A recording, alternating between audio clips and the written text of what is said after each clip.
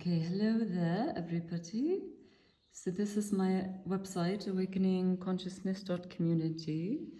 And as you can see, I have different things here: healing yourself, healing the world, poetry, etc. So this one is about a solution for the situation in Palestine and Israel. So I speak Arabic. I'm from South Dakota. I went to school at the George Washington University studying economics and international affairs, a dual BA in both, but my focus was on the Middle East. And then I also got graduate degrees from MIT and Harvard, basically also in economics and international affairs. So, and now I am currently, I've been writing a lot. You can go to my website and learn about, I've been writing about the environment and other things like that. But I'm very spiritual.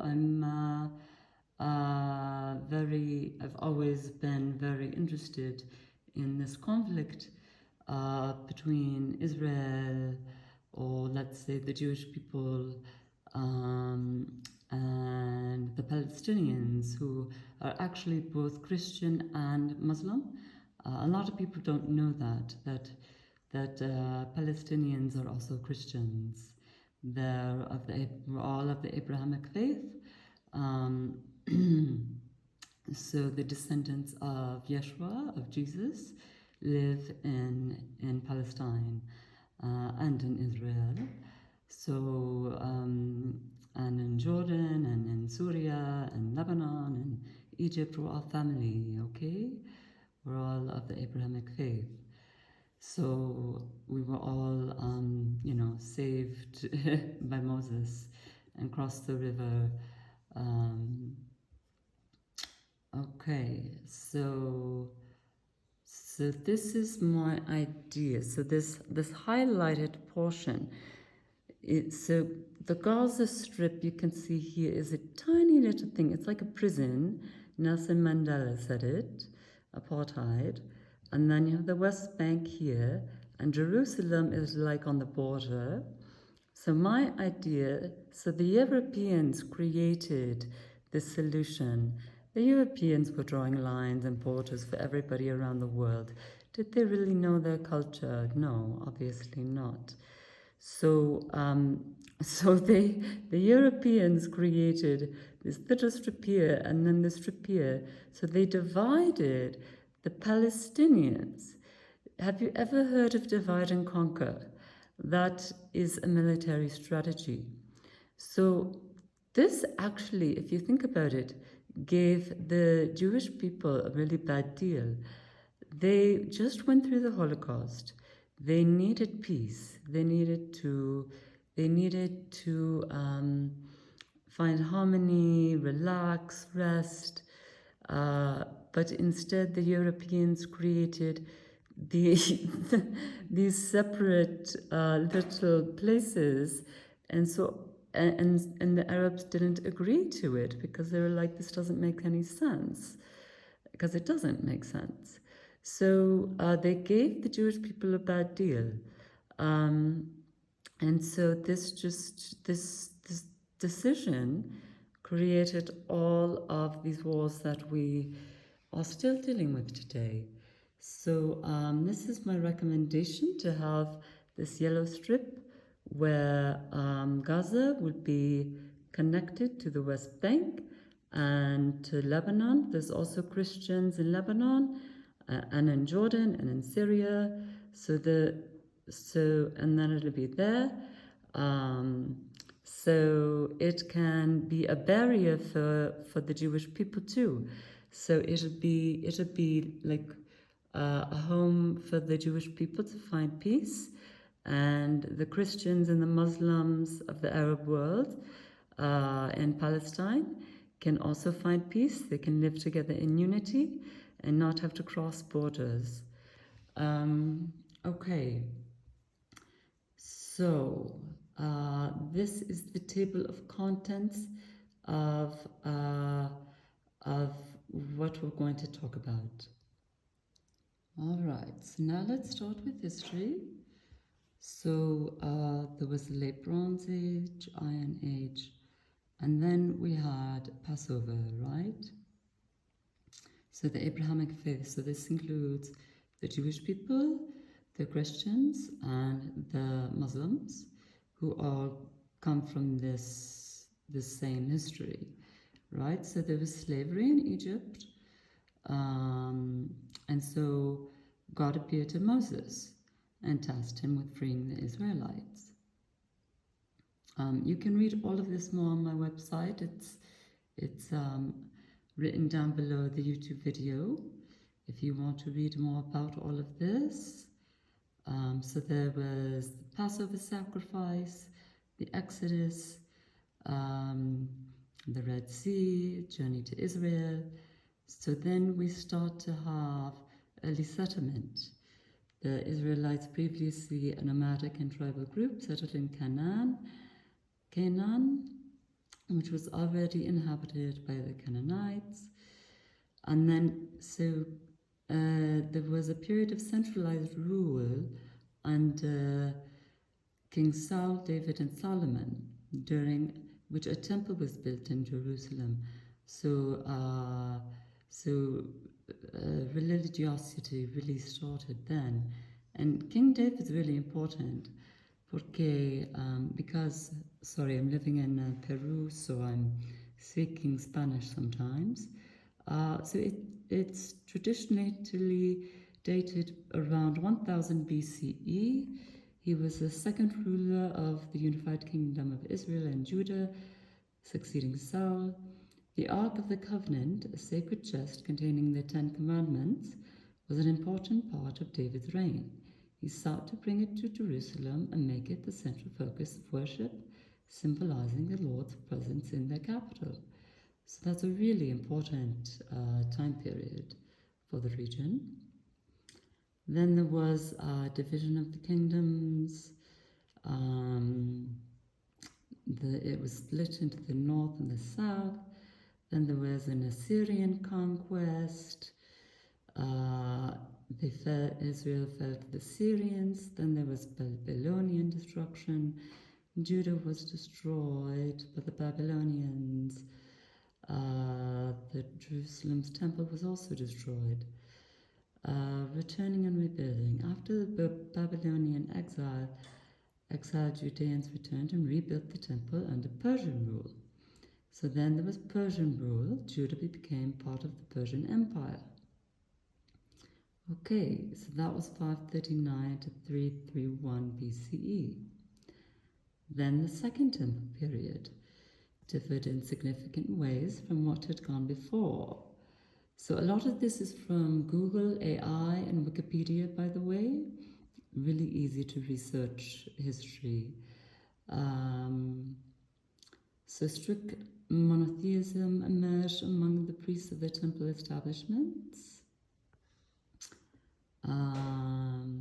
Sabbath observance gained more significance, more Jewish identity. The Torah was revised during this time. Then there was the Hellenistic period. So Alexander the Great had many conquests. Judah came under the rule of the Seleucid Empire. Then there was the Hasmonean Kingdom, a period of Jewish independence under the Hasmonean dynasty. Then there was the Maccabean Revolt. In Hebrew, you can see that, was a Jewish rebellion led by the Maccabees against the Seleucid Empire, against Hellenistic influence on Jewish life.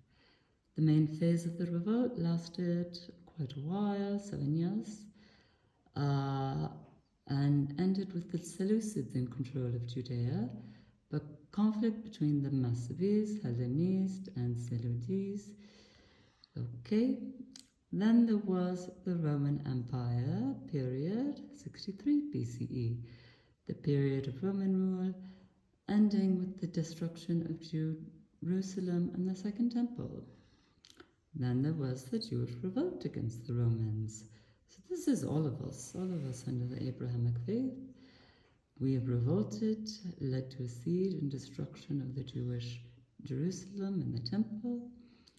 And then the Wailing Wall, which I've been to, many of you might have as well, also known as the Western Wall, is the holiest site in Judaism and a significant place of prayer and pilgrimage. It's the last remaining portion of the western retaining wall of the Temple Mount in Jerusalem, where the first and second temples once stood. This wall is revered because it's the closest Jews can get to the site of the ancient temples, which were destroyed.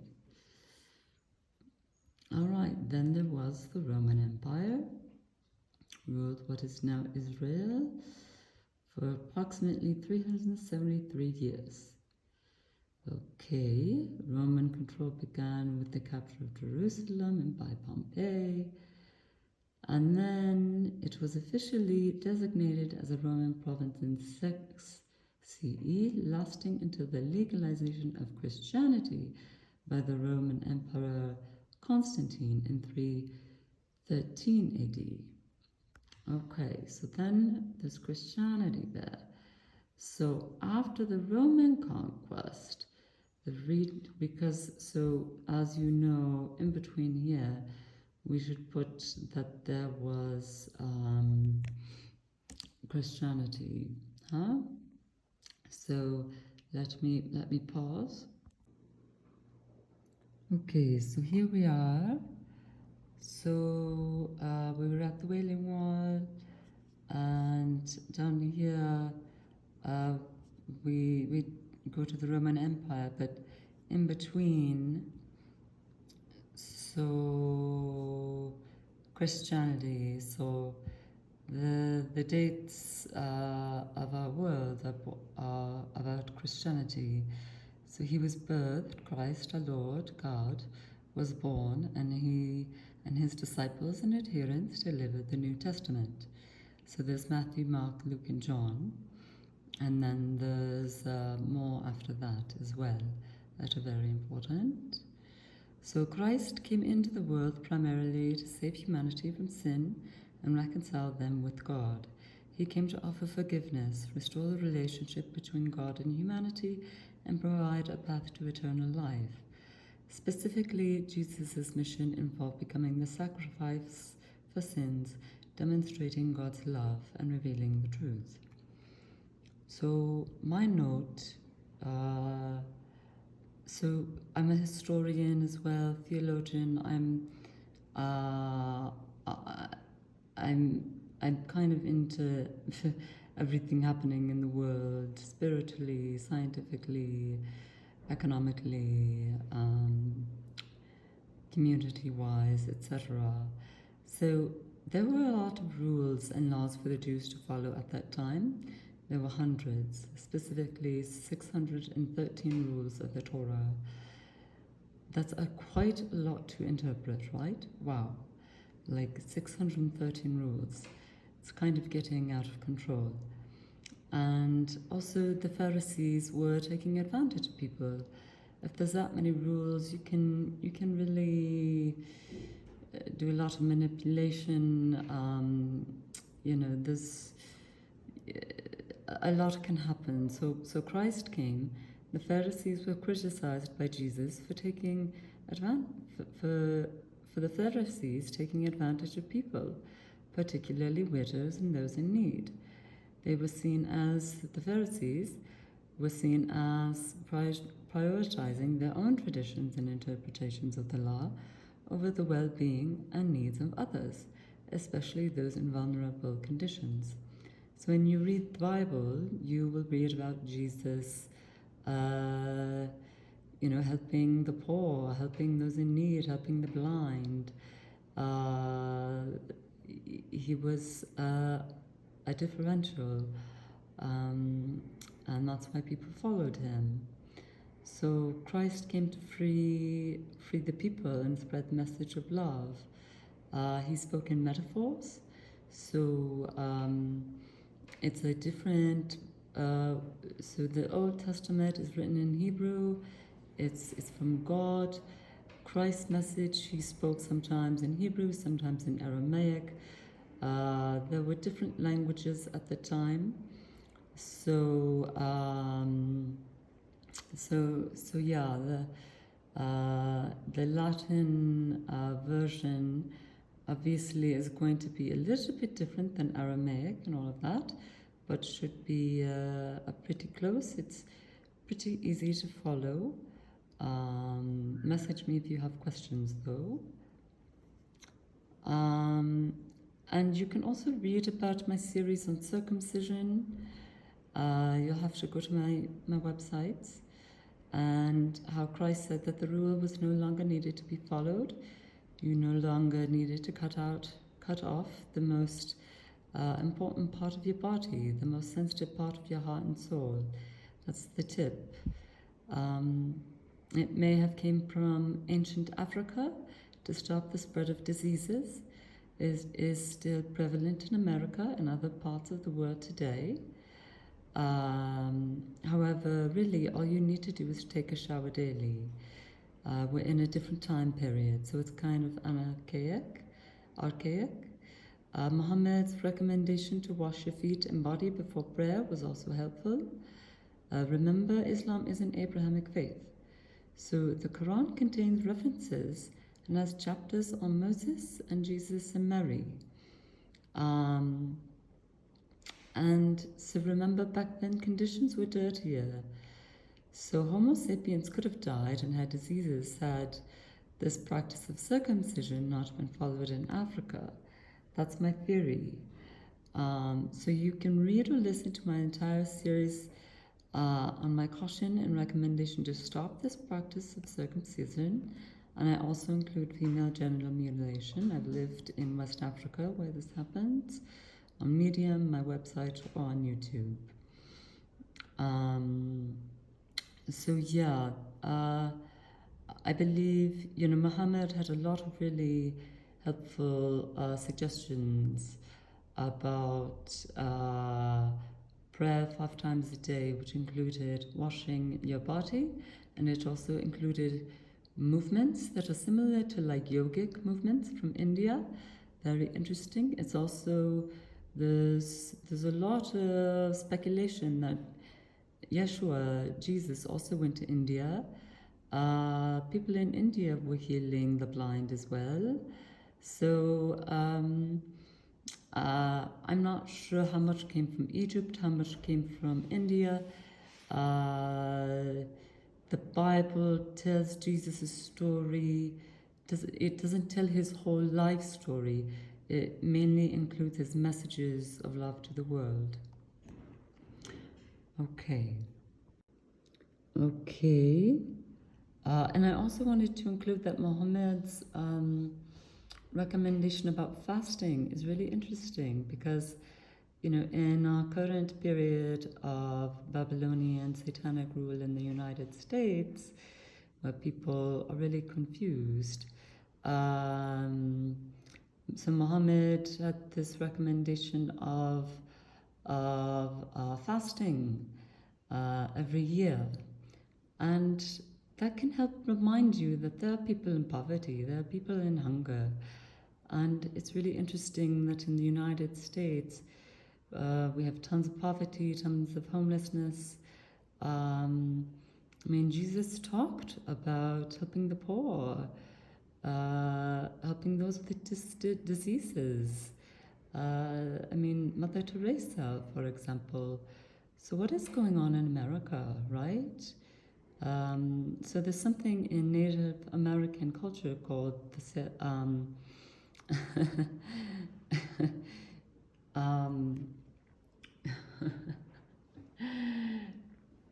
the sacred clown, and it's a precaution. It's saying that something's not going right on Earth.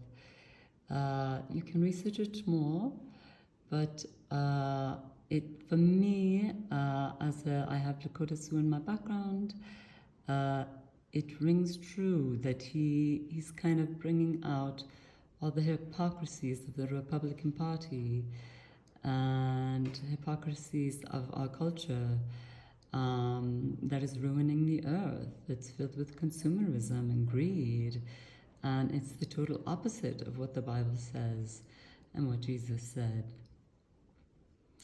So going on to history, so we have the apostolic period, the period of apostles, including Peter, John, and Paul, is marked by the spread of Christianity from Jerusalem to other parts of the Roman Empire.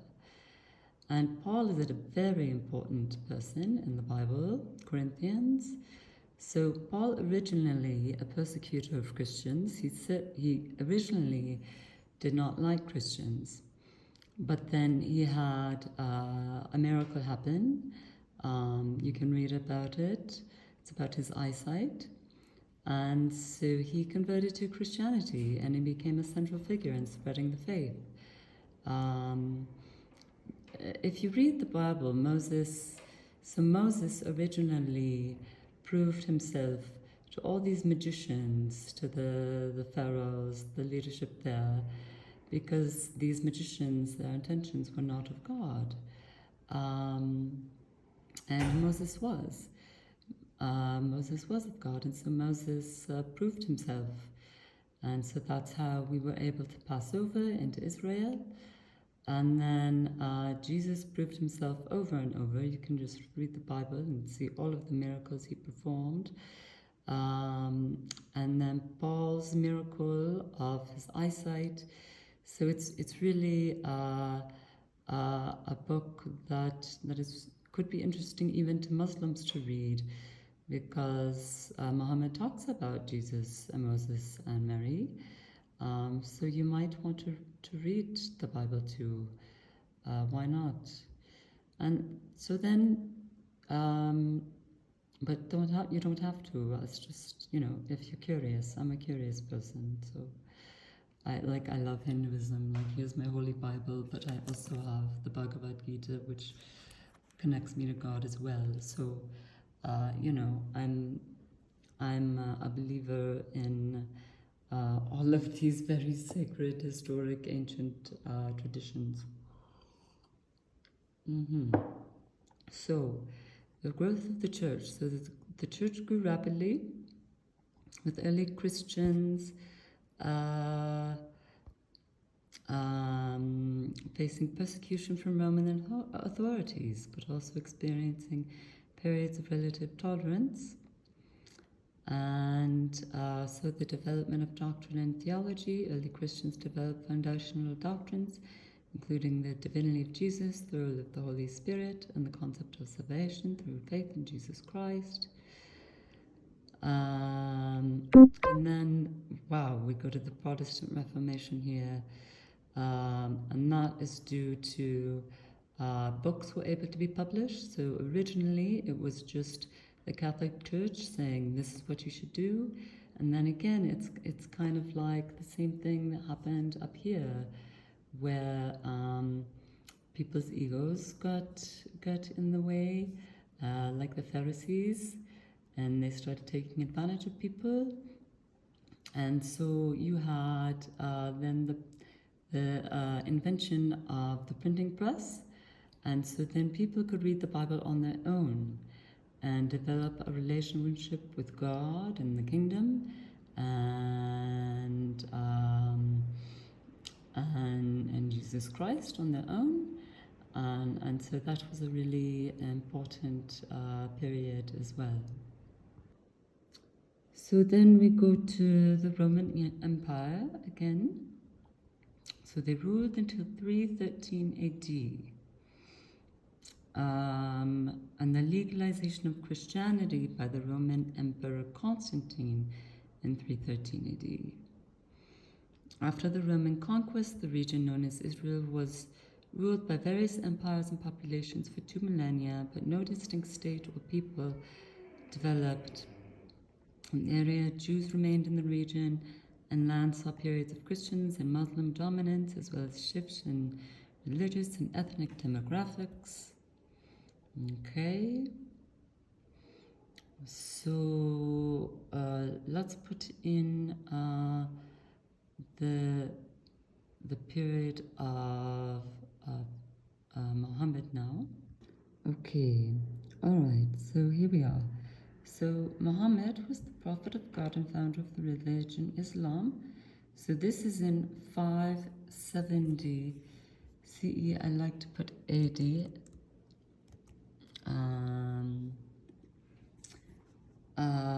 He received divine revelations from Allah that became the basis for the Quran, Islam's sacred text.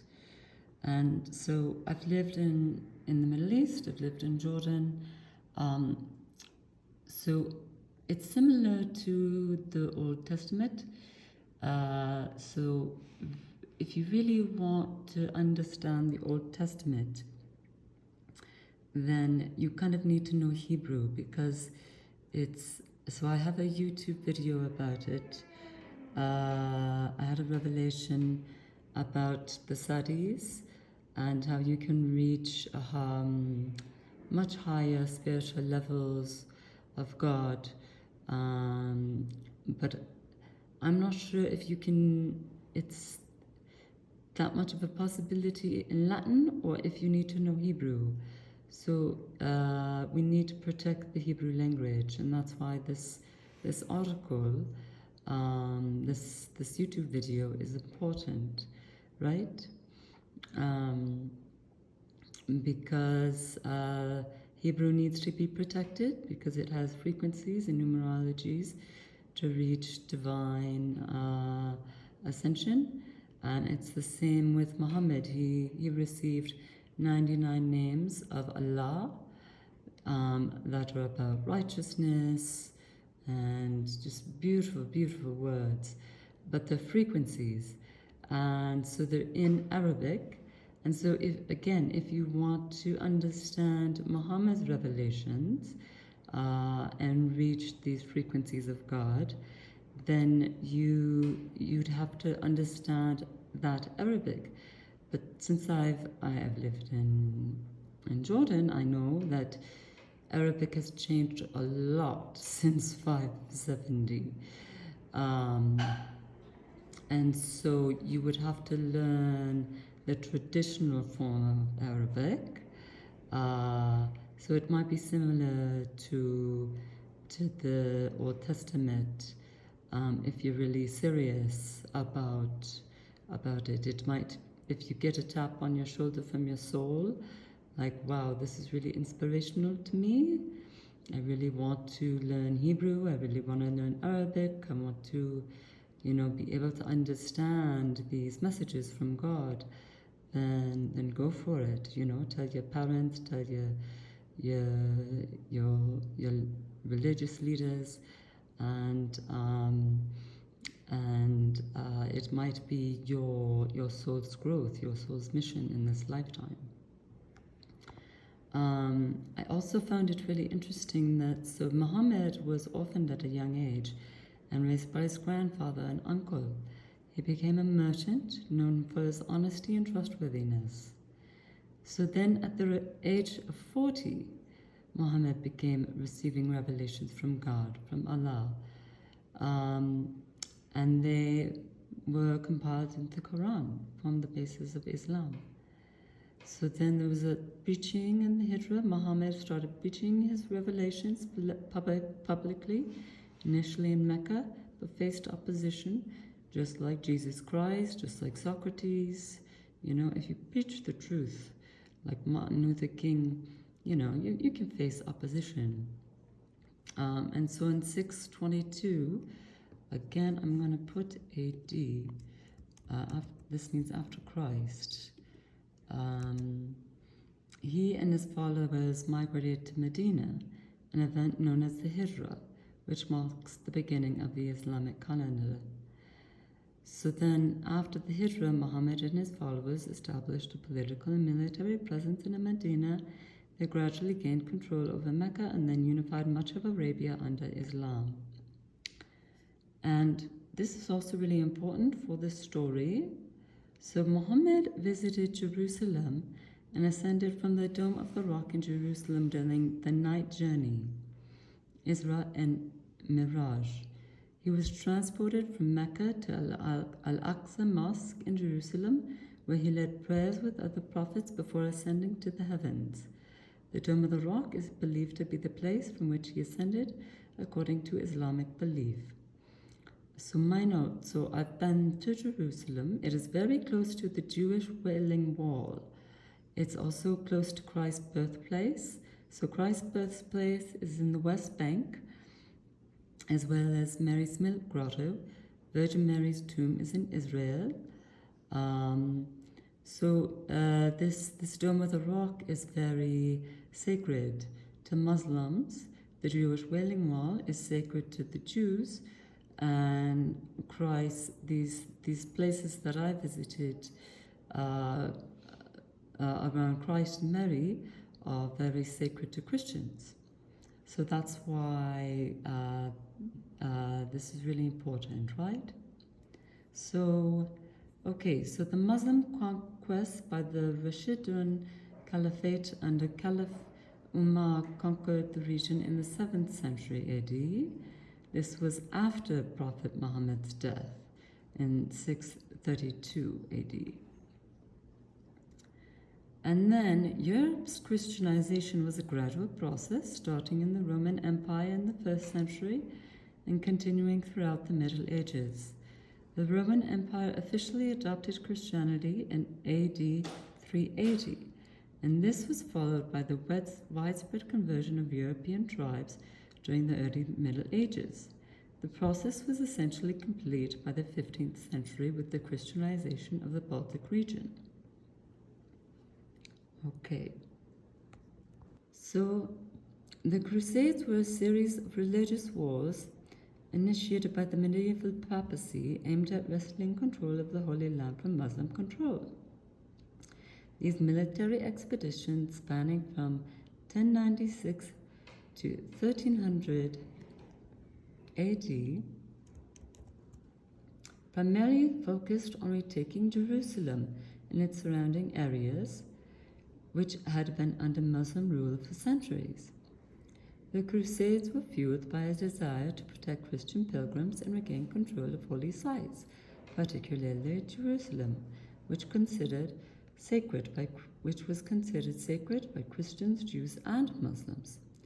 The Crusades involved large-scale military campaigns organized by European powers, often with papal support. Okay? So then we have the Ottoman Empire. So the Ottoman Empire conquered the region in the 16th century and remained in control until the British acquired it in 1917. Okay, so now we're getting closer to our date, right? So in the second half of the 19th century, Jews yearning to return to their ancestral land was given concrete expression in the form of the Jewish nationalistic movement Zionism. Zionism arose in response to mounting virulent Jewish hatred in Europe and Tsarist Russia. As Jews began to trickle back into their land, they encountered a sizable Arab population that had been there for centuries, both Christians and Muslims. So, okay, so let's write that in, both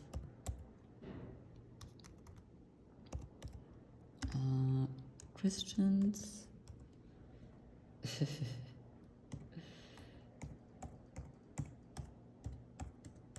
and Muslims. Okay. So the British Empire ruled over the Palestinian territory until 1947. Kind of bizarre, right? The British Empire probably didn't know much about the culture there, right? So, mandatory Palestine, comprising also the current state of Jordan, came into existence in 1923. Until that time, the Arabs living there saw themselves primarily not as Palestinians in the sense of a nationhood, but as Arabs living in Palestine, or to be more precise, Greater Syria. again, um, different cultures have different views of what land is, what territory is, um, nationhood, statehood. Uh, so this is a big question for the world, right? If we want to redraw borders, for instance, me living in Peru, the sacred site Lake Titicaca has a border. It's kind of bizarre because, the people are, some people here are very sacred. You would think, wow, wouldn't it be lovely to go there to the lake, go circle around it, the sacred sites, but wow, there's a border there. Kind of bizarre.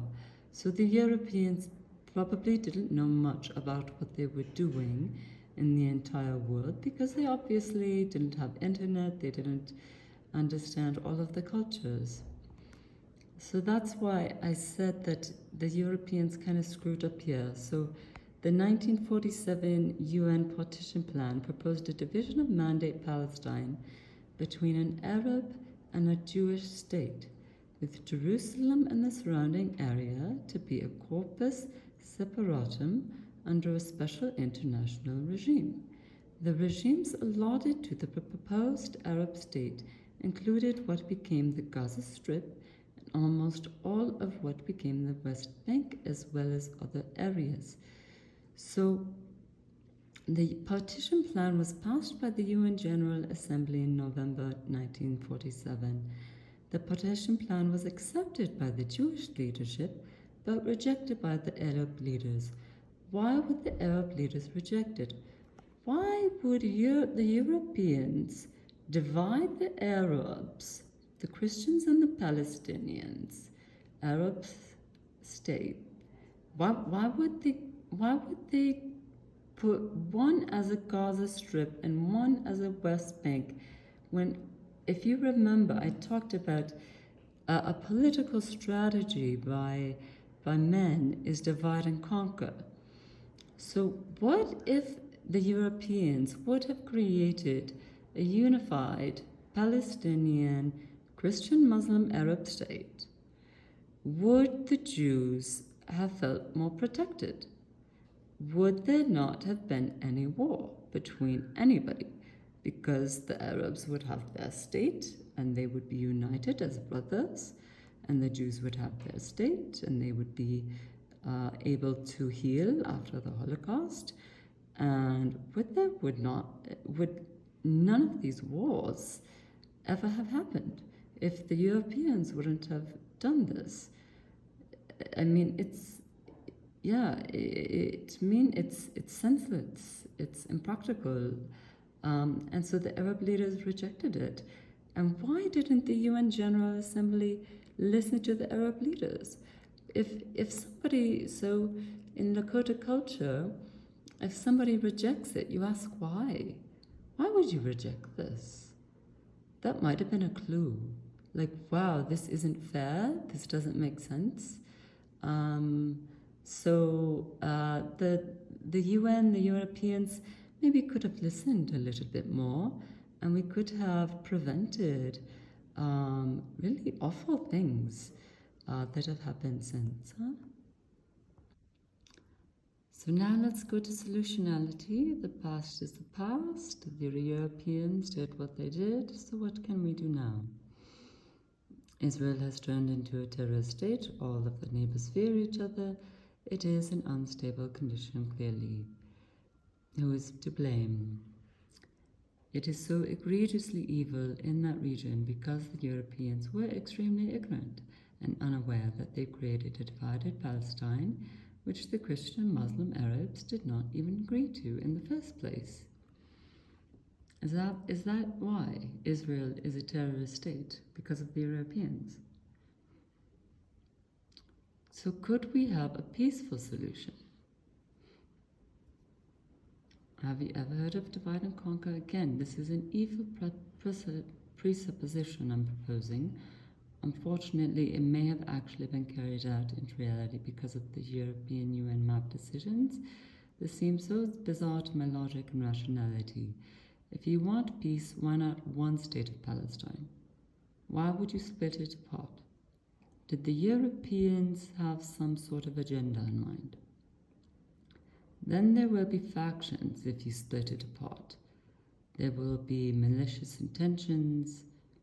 There will be all sorts of divisions. There'll be families split apart. There'll be confusions. There'll be egos.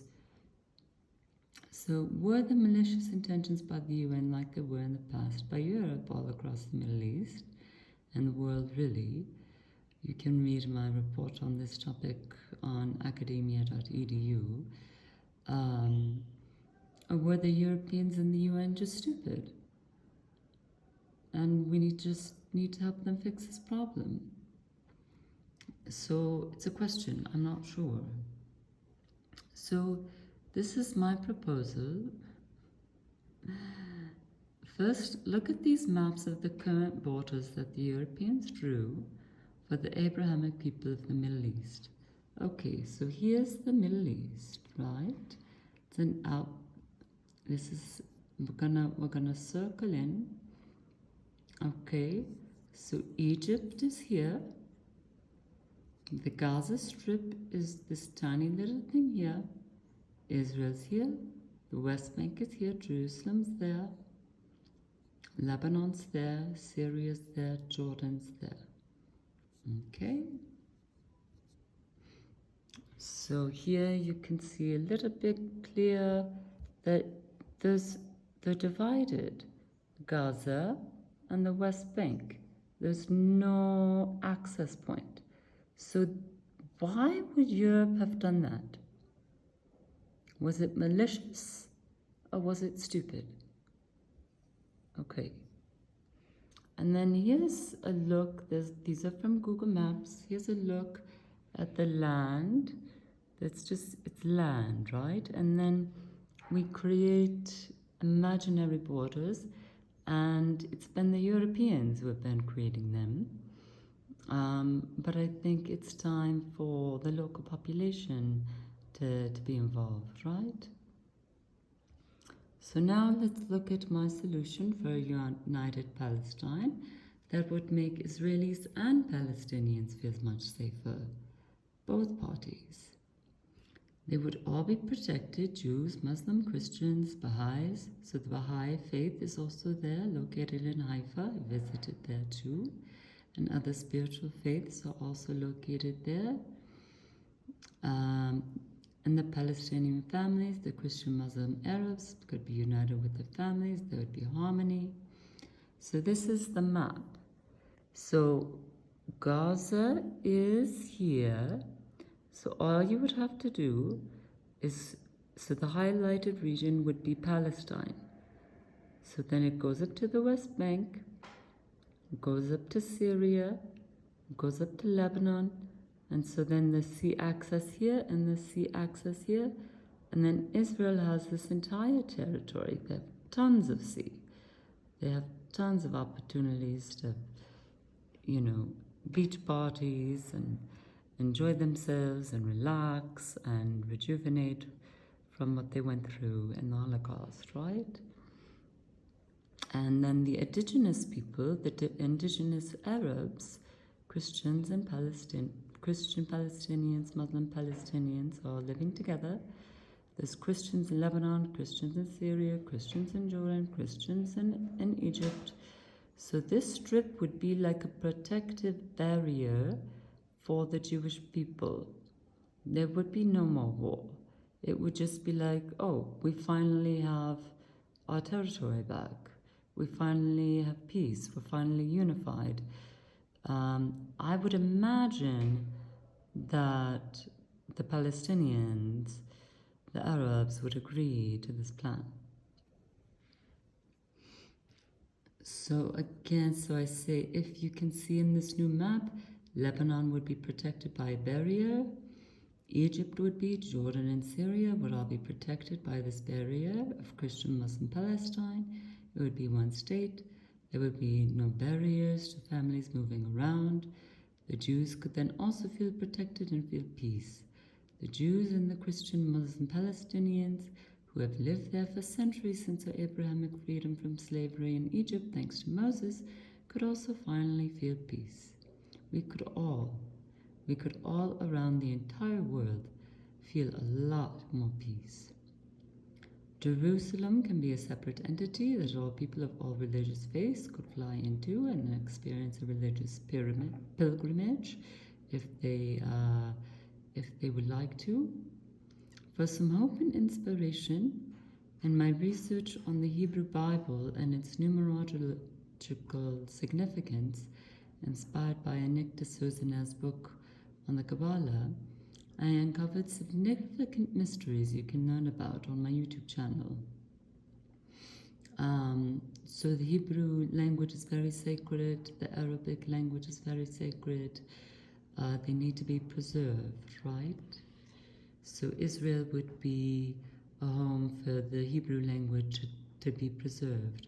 Just like I said, I'm from South Dakota. The Lakota language needs to be preserved. We really need to consider this. So did you know that the Hebrew word for harmony carried over into the Latin language? Is that synchronistic? Is that spiritual? So this is in Hebrew, harmonia in Hebrew, and that's harmonia and harmony in Latin and English. Let's listen to it on Google Translate here. If we can go to the link, let me try my right hand. Just so you can listen. So harmony in English. Harmony. Harmony in Hebrew. Harmonia. That's pretty incredible, right? It's beautiful, it's poetic. It's really, really lovely. So some diplomatic solutions that I recommend. Spiritual leaders from all faiths should be included, including the Baha'i faith located in Haifa, Israel, the very neutral, very loving, kind people. If you are unfamiliar with the Baha'i faith, here's a summary you can also find at that link if you click on the article. Throughout history, God has sent humanity a succession of divine educators known as manifestations of God, whose teachings have served as the foundation for the advancement of civilization. These manifestations have included Abraham, Krishna, Zoroaster, Moses, Buddha, Jesus, and Muhammad. The most recent of these messengers, Baha'u'llah, explained that the world's religions come from the same source and are in essence successive chapters of one religion of God. Okay, and I also wanted to include that Muhammad's recommendation about fasting is really interesting because, you know, in our current period of Babylonian satanic rule in the United States, where people are really confused, so Muhammad had this recommendation of fasting every year, and that can help remind you that there are people in poverty, there are people in hunger, and it's really interesting that in the United States we have tons of poverty, tons of homelessness. I mean, Jesus talked about helping the poor, helping those with diseases. I mean, Mother Teresa, for example. So what is going on in America, right? So there's something in Native American culture called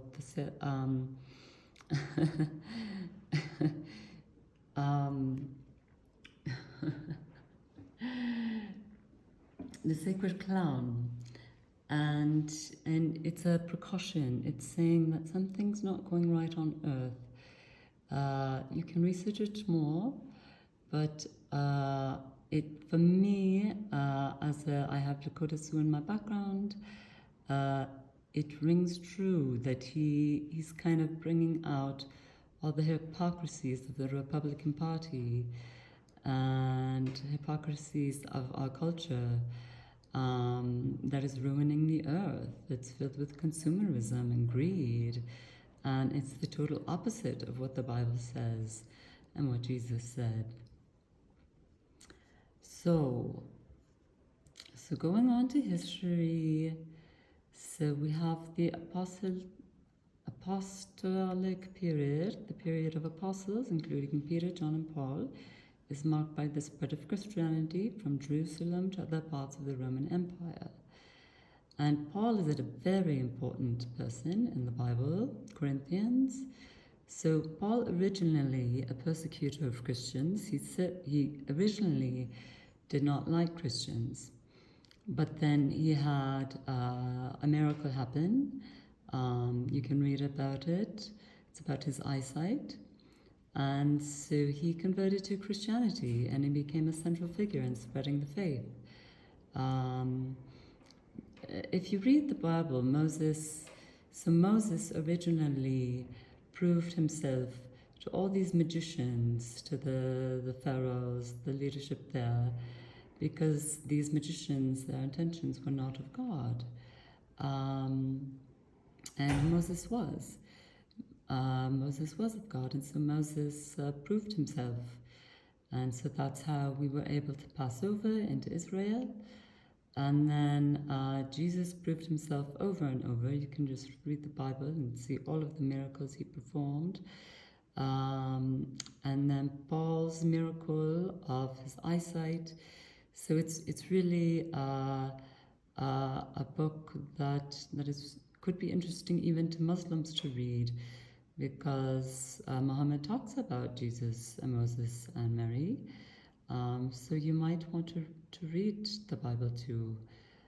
Why not? And so then, but you don't have to. It's just, if you're curious. I'm a curious person, so I love Hinduism. Here's my holy Bible, but I also have the Bhagavad Gita, which connects me to God as well. So, I'm a believer in all of these very sacred, historic, ancient traditions. So, the growth of the church. So the church grew rapidly, with early Christians facing persecution from Roman authorities, but also experiencing periods of relative tolerance. And so the development of doctrine and theology, early Christians developed foundational doctrines, including the divinity of Jesus, the role of the Holy Spirit, and the concept of salvation through faith in Jesus Christ. And then, we go to the Protestant Reformation here. And that is due to books were able to be published. So originally it was just the Catholic Church saying this is what you should do, and then again it's kind of like the same thing that happened up here, where people's egos got in the way, like the Pharisees, and they started taking advantage of people. And so you had then the invention of the printing press, and so then people could read the Bible on their own and develop a relationship with God and the kingdom, and Jesus Christ on their own, and so that was a really important period as well. So the diplomatic corps, I believe, should consist of an equal balance of men and women from all backgrounds. It is 2025. Women should be involved, ratio of 1:1. There are plenty of beautiful, intelligent women who could serve in a dignified way during the process and help rein in male egos. Would be cautious politicians and their egoic contentions. I would lean towards spiritual wisdom leaders. I'm from South Dakota, where the Lakota Sioux have a sacred practice of coming together for decisions. They smoke the peace pipe in a teepee, sacred tobacco that reveals the spirit world and the truth. So I'm a shaman as well, so I understand this. Importantly, they allow for breathing, meditation, listening. There should be a leader who allows everybody's voice to be heard. People should intuit when to stand back and when to step forward. Allow space for pauses and silence and prayer. If you are part of this diplomatic process but are not from the region, then know that and maybe be silent or do not be part of the process at all, right? If you're not familiar with the region, the culture, the language, then maybe you shouldn't be part of this diplomatic corps. Ideally, the diplomatic corps will consist of people who are familiar with the region, the history, the culture, the economics, the religions, etc. Gentleness is recommended. Listening, caring, wondering, why would they believe that? Why would they feel that way? It's just a thought experiment. Or you could ask them, if something feels bizarre to you in their logic, or if something or someone makes your body feel icky, then breathe deeply and try to be gentle. Ask them questions. God, as you know, if you read the Old Testament, God is all about questioning. So this may lead them to realizing their own hypocrisy. They may be in a process of deconditioning from racism and manipulation or some other malicious propaganda. So be gentle, be smart, be intuitive, be instinctual, be gentle, be kind. Again, questions are really helpful. And from the heart, why would they believe that? Why would they feel that way? And then questioning them, this doesn't really make sense to me. Can you please help me understand your logic? And then see what happens from them. Maybe you'll learn something. Maybe they'll learn something. Maybe they'll have a neural reprogramming.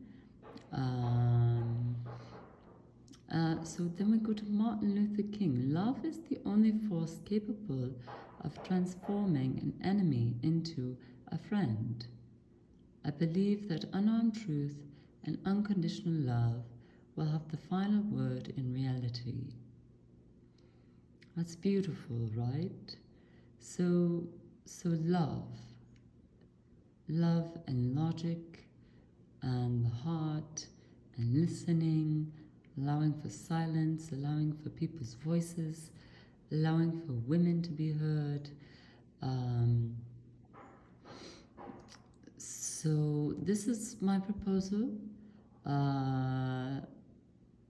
What are your thoughts? What are your insights and ideas? Do you have contacts that could be helpful in making this a reality? Please feel free to email me at ashleyheacock@gmail.com. So I'm a researcher, I'm a writer, I'm a mentor, I'm a guide, I'm a shaman. I went to MIT Sloan School of Management, got an MBA. Went to Harvard Kennedy School of Government, got an MPA. I went to the George Washington University. I got a BA in Economics and a BA in International Affairs. And my website is awakeningconsciousness.community. So that's here. So you can see, so this is my website, Heal, Awaken, Inspire. And then you go to here. I have testimonials from my sessions, some meditations. My resume is here under consulting. And then I have articles on healing yourself. I have articles on healing the world. I have my poetry of the heart.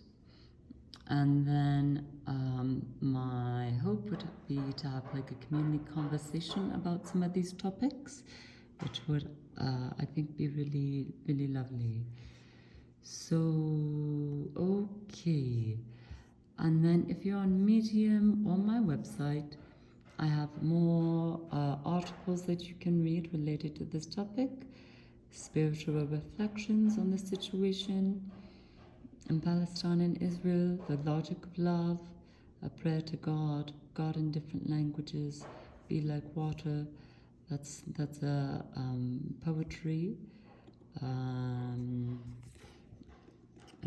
Let's see. Okay, so if we go there and we do that, let's maybe just put some like beautiful music to this and read this poetry.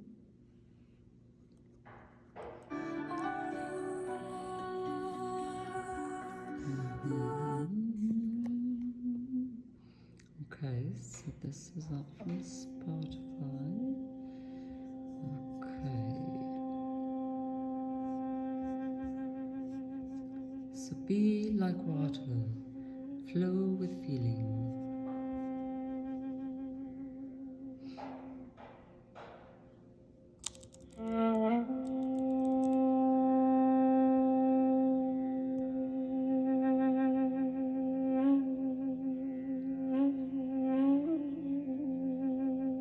Be like water. Be neutral in your mind. Colorless, odorless, tasteless. Able to hold all with non-judgmental acceptance and love.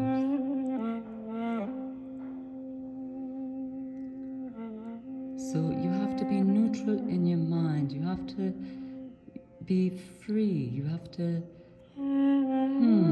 I wonder if this person actually agrees with me. I wonder if the color, the religion, the ethnicity, the outfit, whatever you have judgment of. See if you can be like water, be neutral in your mind, but flow with feeling. Express your heart in all of its compassion, truth, and love. If you talk from your heart, then you're talking from God. You're talking from your experience, from your love. The softest touch can wear the hardest stone. Water creates pathways throughout mountains, right? So, speaking your opinion from your egoic separated mind will lead you to experience pain and separation, because another egoic separated mind will have another egoic separated opinion. But if you express from your unconditionally loving heart, you will experience connection with the whole. It's a different frequency. And so you will receive a warm and welcoming embrace. Why? Because you have shared a deep truth from your own heart and soul that probably will resonate with the hearts of all, because we all have a heart. We all care. We all can feel. So the world doesn't need more people with more opinions. We need more people who can heal their hearts. Heal their hearts, heal their hearts, and share how they feel. This is scary for most people because it can involve a vulnerability we're afraid to face. That's why we start with silence and listening, so we can hear the subtle, gentle waves of love caressing our tender hearts. We can then share from this neutral, compassionate space. Then people may listen, not because we're right, but because we're loving.